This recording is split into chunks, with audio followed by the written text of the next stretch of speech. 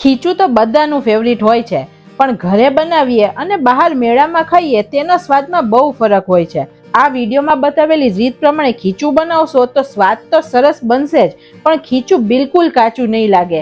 Recipe પસંદ આવે તો લાઈક આપી રૂપલ્સ ટેસ્ટી ટ્રીટ્સને સબસ્ક્રાઇબ જરૂર કરજો. Happy cooking, enjoy eating. ખીચું બનાવવા માટે સૌથી પહેલા આપણે 1 કપ જેટલો ચોખાનો લોટ લીધો છે.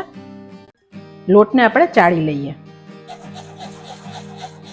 હવે પરફેક્ટ બહાર જેવું ખીચું બનાવવા માટે જોઈશે આપણને પરફેક્ટ માપ. આપણે 1 કપ ચોખાનો લોટ લીધો હતો તો તે જ કપ ભરીને 3 કપ આપણે પાણી લઈએ છીએ. ખીચું પરફેક્ટ બનાવવા માપ પરફેક્ટ કરવું ખૂબ જરૂરી છે, તો જ ખીચાનું ટેક્સચર એકદમ મસ્ત આવશે.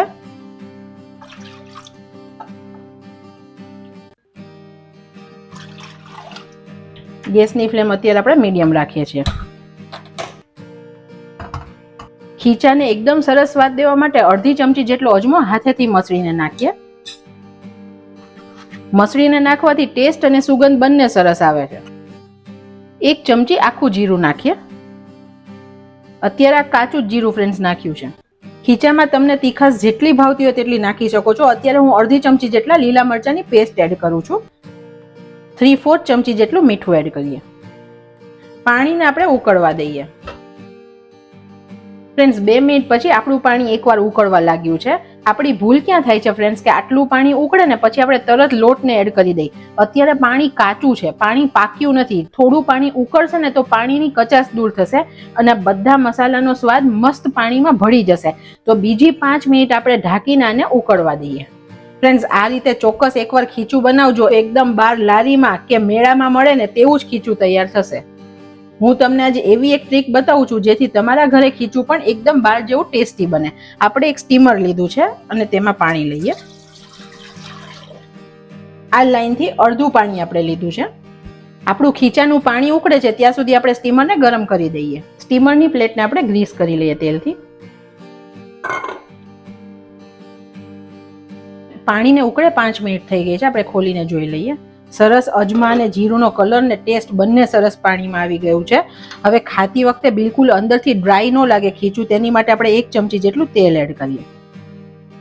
ફ્રેન્ડ્સ આ બધી નાની નાની ટ્રીક છે પણ તમારી રેસીપી એકદમ બેસ્ટ બનશે. આપણે જ્યારે પાપડ માટે ખીચું બનાવીએ છીએ ત્યારે પાપડ ખારનો ઉપયોગ કરીએ છીએ, એટલે કે પાપડનો સોડા. પણ દર વખતે આપણા ઘરે તે અવેલેબલ નથી હોતો, તો અત્યારે આપણે બેકિંગ સોડા લઈએ, જે મેં 1/4 ચમચી લીધો છે. અને ગેસની ફ્લેમ સ્લો કરીને નાખવાનો, કેમ કે નહીં તો થોડો ઉભરો આવે. 2 ચમચી કોથમીર એડ કરીએ. ટ્રેડિશનલી ખીચું ફ્રેન્ડ્સ આપણે વેલણથી હલાવીને બનાવીએ છીએ, તો આજે આપણે તેવી જ રીતે કરીએ. એકવાર બધું સરસ મિક્સ કરી દઈએ.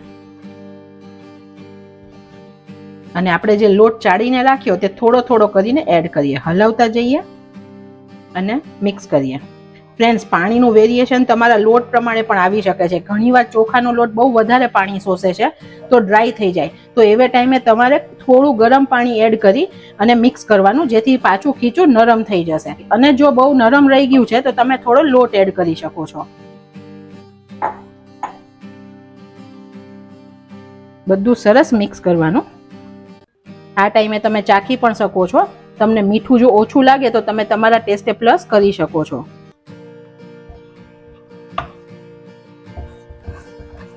લમ્સ ના રહે ને તેવી રીતે મસ્ત રીતે આપણે મિક્સ કરવાનું.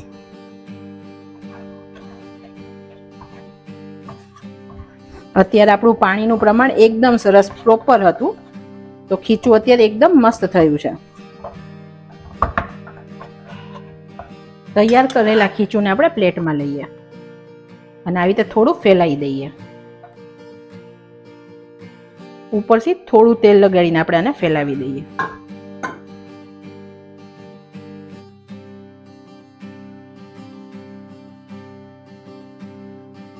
થોડું અનઇવન પણ ચાલશે ફ્રેન્ડ્સ, આપણે ખાલી આને સ્ટીમ જ કરવાનું છે.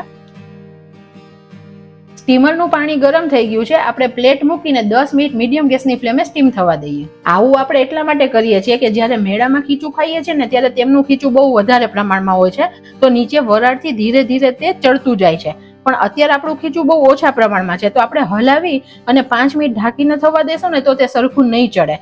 તો સરખું ચડવા માટે આ પ્રોસિજર કરવી ખૂબ જરૂરી છે. આપણું ખીચું 10 મિનિટ પછી એકદમ સરસ ચડી ગયું છે. ગેસની ફ્લેમ આપણે બંધ કરીએ. આપણે ગરમ ગરમ ખીચાને સર્વ કરીએ.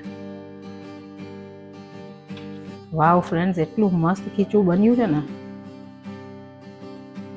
ખીચાનો સ્વાદ સિંગતેલ વગર તો અધૂરો છે ને, તો આપણે ઉપરથી સિંગતેલ રેડીએ છીએ અને ઉપરથી એકદમ ચટાકેદાર બનાવવા આપણે અથાણાનો મસાલો એડ કરીએ.